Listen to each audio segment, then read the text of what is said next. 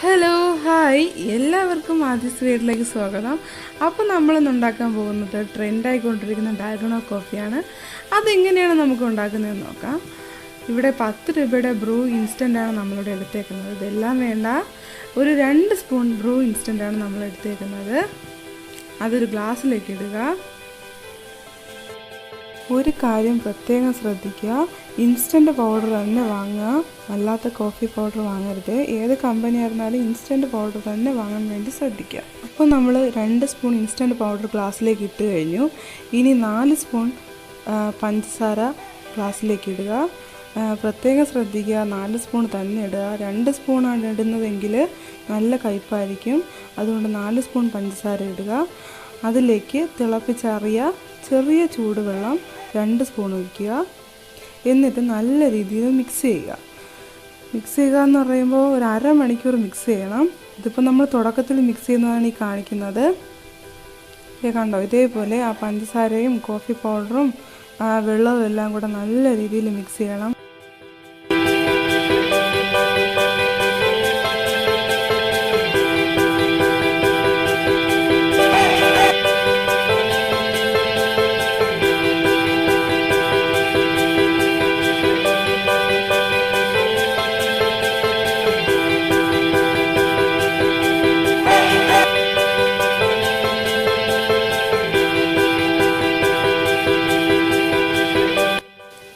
ഇത് കണ്ടോ, ഇതൊരു 5 മിനിറ്റ് നമ്മൾ ഈ കോഫി പൗഡറും പഞ്ചസാരയും വെള്ളവും കൂടെ കലക്കിയപ്പോൾ കിട്ടിയ രൂപമാണ്.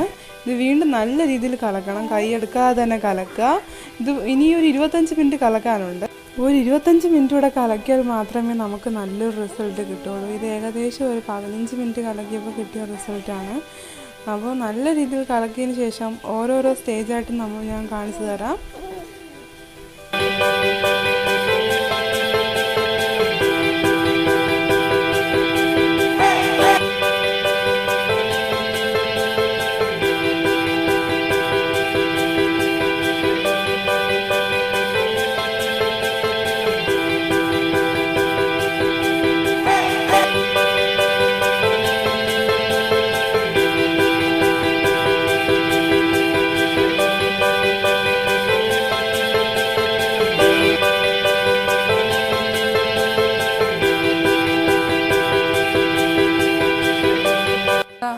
മിനിറ്റിന് ശേഷം നമ്മുടെ ഡാൽഗോണ കോഫിക്കുള്ള ക്രീം ഇത് ഇവിടെ റെഡി ആയിട്ടുണ്ട്.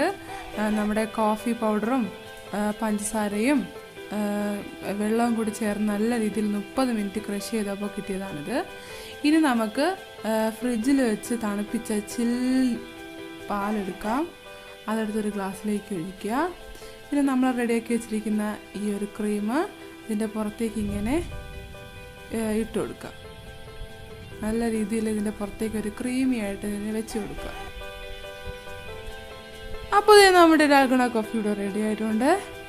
എല്ലാവർക്കും ഇഷ്ടപ്പെട്ടു എന്ന് വിചാരിക്കുന്നു. ഇഷ്ടപ്പെട്ടെങ്കിൽ എല്ലാവർക്കും ഷെയർ ചെയ്യുക, ലൈക്ക് ചെയ്യുക, പിന്നെ സബ്സ്ക്രൈബ് ചെയ്യാൻ മറക്കരുത്. സബ്സ്ക്രൈബ് ബട്ടൻ്റെ അടുത്തുള്ള ബെൽ ബട്ടൺ അമർത്തുക. പുതിയ വെറൈറ്റി വീഡിയോസുമായി വീണ്ടും കാണാം. നിങ്ങളുടെ സ്വന്തം ആദിസ് വേൾഡ്.